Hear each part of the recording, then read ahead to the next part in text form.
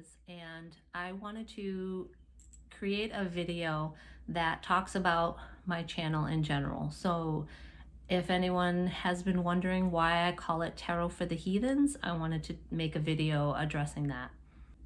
Now, I understand that heathenry is a very ancient and yet modern practice for many people out there.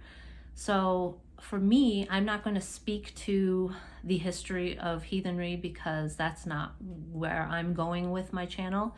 But I have developed a different connotation for the word, and I'll give you a little bit of a backstory about my spiritual journey and how that has led me to develop this channel in general. Here is the definition of heathen.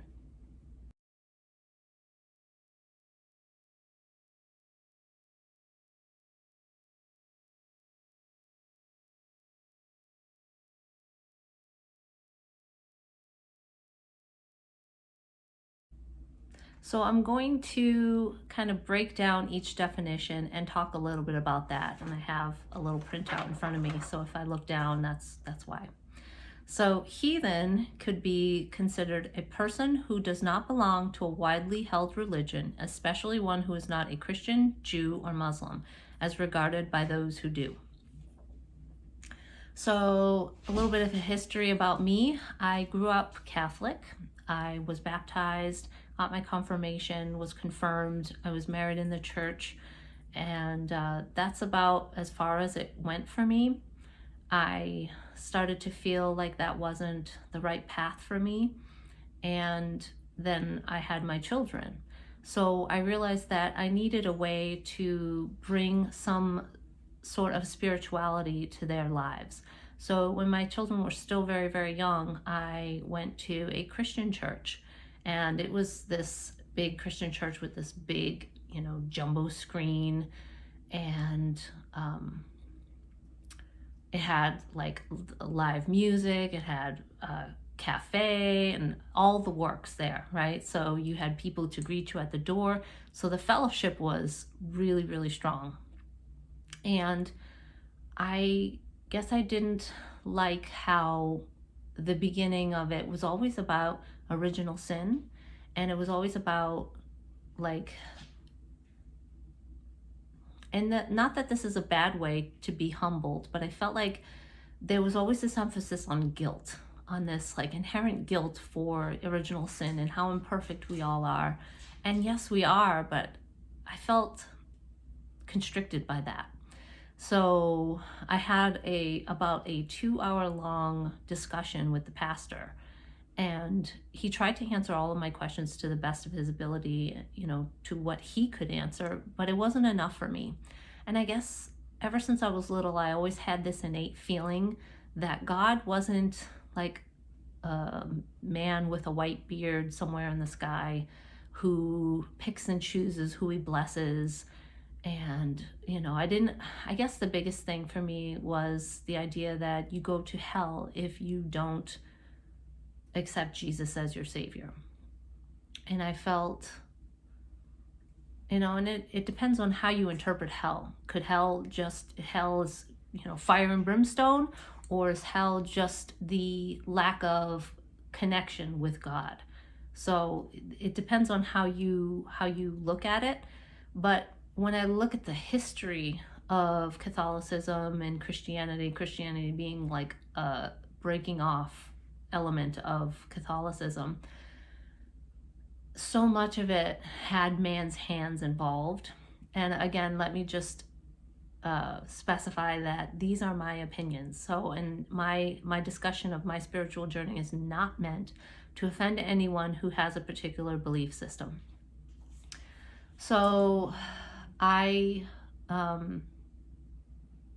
didn't feel like it represented me, and I didn't resonate with a lot of the dogma and the belief system that was required in Catholicism and Christianity. So I stopped doing that. And then maybe a few years later, I joined a church that was like New Age, and it did talk about the teachings in the Bible, but it kind of packaged it in a different way that was more like law of attraction and living a positive life. And it really resonated with me. And they had like a little children's group. So I felt like, yes, this is the place that I want to be. But then they started to get political. So, the pastor would like bring up events in politics, and then everybody would chime in with their opinion. And I didn't feel like that had any place in a house of worship, basically. So I felt alienated by that because I, as I'll get to, feel like I'm a heathen inside, that I'm too much of an individual thinker. And not that that's a bad thing, but I always question everything. I question everything. So even if like I develop a belief system or a worldview and somebody challenges me, depending on how they go about it, if their intention is to like knock me down and make me feel like I'm wrong or prove me wrong, I'm not going to be open to what they have to say. And that's just human nature, right? But if somebody says, well, what about this? And I don't know about it, I have to be humble enough in order to say, okay, well, tell me more, then maybe I can adjust how I think of things, because isn't that what we need in society today is a way to connect with one another without putting up these walls of the ego, like I'm right and you're wrong. So I've taken it as a personal quest to make sure that I am open-minded enough to kind of challenge my own beliefs. Not that I can't be stubborn, because I'm Italian, and what are you going to do? It's part of my nature too. So once they established the whole politics thing, I sent an email to the pastor and I said, I can't do this anymore. So then once again, I was left out in the cold. And then in speaking to a family member about what I was going through, this person kind of took it upon themselves to find a way to tell me that I was wrong in my beliefs and that I'm not doing the right thing for my own children. And that this person hopes that one day my children will basically defy the teachings that I'm giving them and go with Christianity. And that really, really, really hurt me deep down. So, and of course, a lot of my family is disappointed deeply that I'm not following the tenets of Catholicism, especially since that was what I vowed to do when I got married, was to bring my children up in it. And my children have been baptized, but that's about it. I'm not doing the Sunday school thing. It's because it doesn't feel like, as a parent, I want to be able to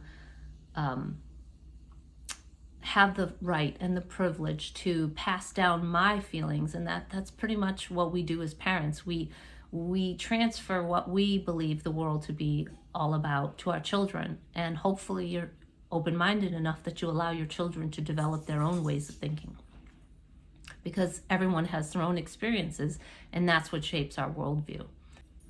I'm still struggling to find a way to bring a spiritual practice to my family.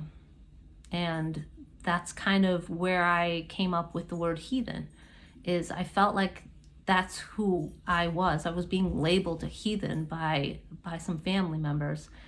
And, I said, I'm going to look that word up. And lo and behold, I felt like, I'm going to embrace this word. I'm going to embrace this negative label that you've given me, and I'm going to transform it and redefine it for myself. So if we go to the second part of the definition, it says a heathen is a follower of a polytheistic religion or a pagan. Now, I know many members in the community do align with pagan ritualistic beliefs, and that's great. I don't consider myself a pagan, and I also don't consider myself a polytheist. I consider myself a monotheist. Whether I juggle the idea of God and goddess, that's kind of different. That's like two sides of the same coin. So I like to think about spirit or the divine as being one base energy that permeates everything everywhere. So to me, that doesn't really define who I am as a heathen. And the third element is, heathen people collectively, especially in biblical use, those who did not worship the God of Israel. So again, I don't feel that I align with the major religions out there. And I actually have read a book that talks about different tenets of each religion and how they kind of match in some ways, like the idea of treating your neighbor as yourself, doing good in the world, and the idea of an afterlife. And there's so many things that match. And if you think about, and nothing really develops in isolation, but some things do. And if you have similar beliefs from one continent to another where there was no possibility of intermingling those beliefs, then there has to be some universal component to that that's innate in all of us, like that's written in our DNA. And of course, as you go through the centuries, and then you have conquests and domination, and then you have the blending of cultures and spiritual faiths. So if you hear like clickety clacking, that's Rambo walking around the hardwood floor. So, and in that way, if you think about how cultures do mix, I feel like, well, what is true then? If so many things have been blended, then is there an absolute truth, or has it been muddied over the centuries so much that we kind of just take what we want and then we go with it, which is fine too. If you listen to your inner compass, which is what I consider a heathen to be doing, you take what you need and you discard the rest. So feel free to do that with anything I say today or at any point in any of the videos on my channel. Take what you want, discard the rest. And the last element is an enlightened person, a person regarded as lacking culture or moral principles. And then literally it says, in quotes, "Eat your chips, you little heathen." I don't know what that means, but if you know what that means, if it has a particular context for you, please tell me down below in the comments. So being told that I was wrong in the way that I'm going about my spirituality definitely brought that negative connotation to light. So I'm going to run with it, and I'm going to be the little heathen that I was told I was. And in that way, I am going to develop my own worldview. I'm not going to align with any particular political belief system or religious belief system. I'm going to take what I need and discard the rest. And I have conflicting thoughts about different things. And I feel like so much of this world is paradoxical. There's so much black and white thinking out there. For me, it's all about the gray, right? There's so much gray out there that we don't feel safe or comfortable in the gray. We want to know truth. I think we're ultimately searching for truth, but I think the ego kind of takes over and lulls us into a false belief of what is true. And then we go with that, and we never, ever, ever want to have a tower moment that destroys it, because it's really uncomfortable and we want to be right. So for me, I want to challenge that part of myself, that ego part. So I hope to do that with this channel. And if you have any questions about this channel, if there's certain elements that you really want to see, in my intro, I talked about having reviews, readings, meditation, which is something I'm developing right now at the time of this filming. I do want to kind of use tarot as a way to meditate on these topics a little bit deeper. And the last part of it was awareness. And that's pretty much what this whole thing is about. Developing a deeper self-awareness of myself, and hopefully I can help share that with all of you as well. So thank you so much for listening, and let the heathen within shine. Be brave, be bold, be you.